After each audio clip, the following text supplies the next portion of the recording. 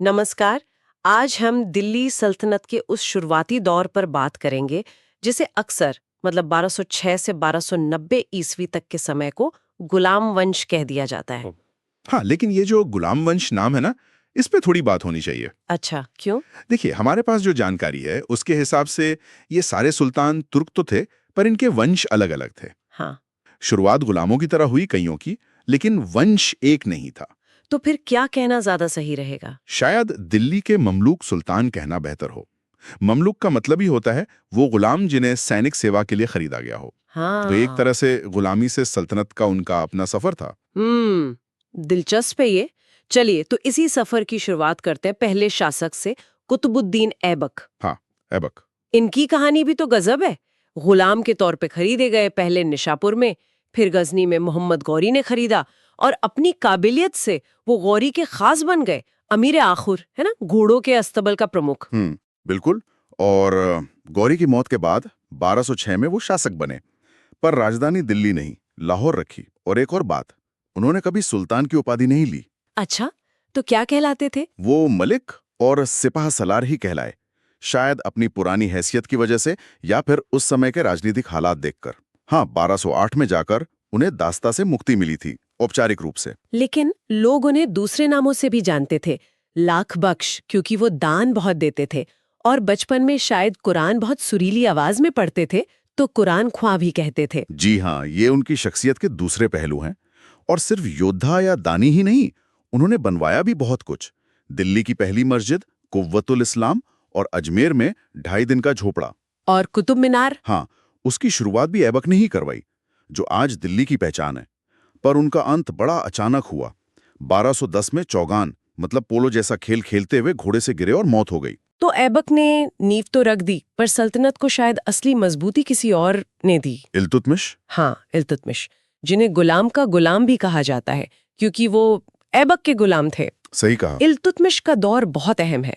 वो खुद इलबारी तुर्क थे और सुल्तान बनने से पहले बदायूं के गवर्नर थे। हाँ। पर सबसे बड़ी बात, उन्होंने अपनी सल्तनत की मान्यता गौरी के किसी वारिस से नहीं ली, तो फिर किससे? बगदाद के अब्बासी खलीफा से। हम्म। ये बहुत बड़ी बात थी उस जमाने में।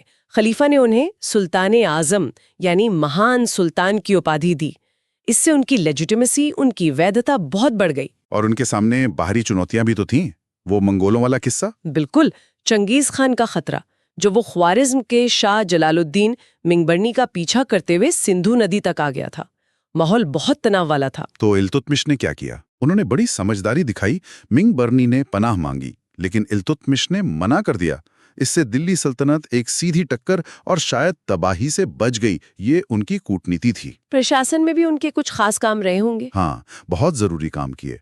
वो दिल्ली सल्तनत के पहले सुल्तान थे जिन्होंने शुद्ध अरबी सिक्के चलाए, चांदी का टंका और तांबे का जीटल। ये नाम बहुत मशहूर हुए। अच्छा। और सिक्कों पर टकसाल का नाम लिखवाने की परंपरा भी शुरू की। ये एक तरह से दिखाता था कि हाँ, ये एक व्यवस्थित राज्य है। फिर 1229 में खलीफा से खिलत मतलब सम्मान का वस्त्र मिला।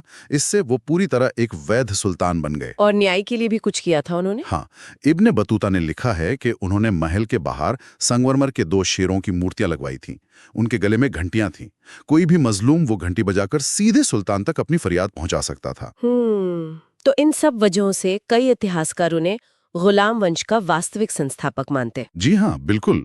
उन्होंने सल्तनत को एक ढांचा दिया, स्थायित्व दिया। इल्तुतमिश के बाद उत्तराधिकार का मामला थोड़ा पेचीदा हुआ और फिर आई रजिया सुल्तान, मध्यकालीन भारत की अकेली महिला मुस्लिम शासक।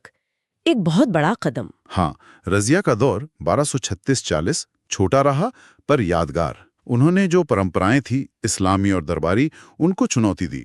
पर्दा छोड़ दिया, पुरुषों जैसे कपड़े पहने, हाथी पर सवारी की। वो सत्ता को पूरी तरह सुल्तान के हाथ में रखना चाहती थी। लेकिन ये बात शायद तुर्की सरदारों को पसंद नहीं आई। बिल्कुल नहीं। वो अपनी ताकत कम नहीं होने देना चाहते थे, तो उनके खिलाफ एक गुट बन गया।